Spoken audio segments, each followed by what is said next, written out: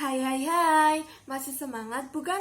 Oh iya, perkenalkan nama saya Dwi Roro Setia Nintias, perwakilan dari kelas 10 E4. Di sini saya akan menyampaikan sebuah dongeng yang berjudul Si Rusa dan Kumolang yang berasal dari Maluku. Pada zaman dahulu kala, terdapat sebuah pulau di Kepulauan Aru yang dihuni oleh sekumpulan rusa yang mempunyai kemampuan berlari dengan sangat cepat.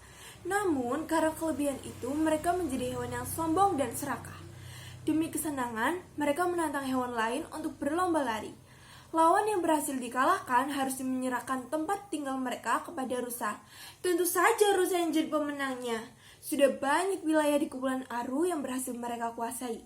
Luasnya wilayah mereka membuat rusa semakin merasa berkuasa. Mereka menganggap diri mereka bangsa penguasa pulau. Di tempat lain, di tepian Pulau Aru terdapat sebuah pantai yang sangat indah. Deburan ombak yang lembur, tiupan angin sejuk, dan hamparan pasir yang hangat membuat siapapun yang berada di sana merasa nyaman. Di sanalah hidup siput laut yang terkenal sebagai hewan yang cerdik dan sabar. Mereka hidup bersama dan saling tolong-menolong. Mereka sadar akan kelemahan tubuh mereka. Tapi mereka percaya bahwa kekuatan otak tidak kalah dengan kekuatan apapun. Pada suatu hari, rusa menantang siput yang bernama Kulomang untuk bertanding. Selain ingin menguasai keindahan pantai, rusa ingin memuaskan hati dengan menambah koleksi kemenangan. Rusa sangat yakin dapat mengalahkan siput. Di seluruh pulau, siputlah binatang yang terkenal paling lambat berjalan. Berjalan dan berlari tidak terlihat bedanya. Selain itu, siput selalu membawa cangkang yang ukurannya melebihi tubuh mereka. Bagi rusa tidak ada halangan yang mengganggunya untuk memenangkan pertandingan. Tapi ada satu hal yang dilupakan rusa. Siput adalah binatang yang terkenal dan kecerdikannya. Hari pertandingan pun tiba. Rusa membawa rombongannya untuk menyaksikan pertandingan dengan wajah optimis. Tak mau kalah, siput juga membawa 10 temannya.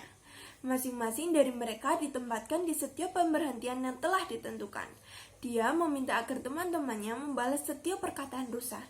Jalur yang akan mereka pakai melewati 11 tempat peristirahatan termasuk tempat dimulainya pertandingan. Dia sendiri akan berada di garis start bersama rusa sombong. Sudah siap menerima kekalahan, siput? Tantang rusa dengan congkaknya. Siapa takut? Ujar siput pendek. Pertandingan pun dimulai. Si rusa lari cepat kilat mendahului siput. Sementara siput berjalan dengan tenang ke arah semak-semak. Beberapa jam kemudian, rusa sudah sampai ke pos pemberhentian pertama. Napasnya naik turun dengan cepat. Sambil bersandar kelelahan di pohon yang rimbun, rusa bergumam. Baru sampai mana si lambat itu berlari? Hihihi. Sampai di belakangmu, jawab teman siput yang sudah bersiaga di semak-semak. Rusa kaget, siput sudah berada di dekatnya. Saking terkejutnya rusa, ia langsung melonjak dan lari tunggang-langgang. Tidak dipedulikannya rasa lelah yang dirasakannya, rusa terus saja berlari. Sampai-sampai dia tidak berhenti di pos kedua. Di pos ketiga dia kelelahan.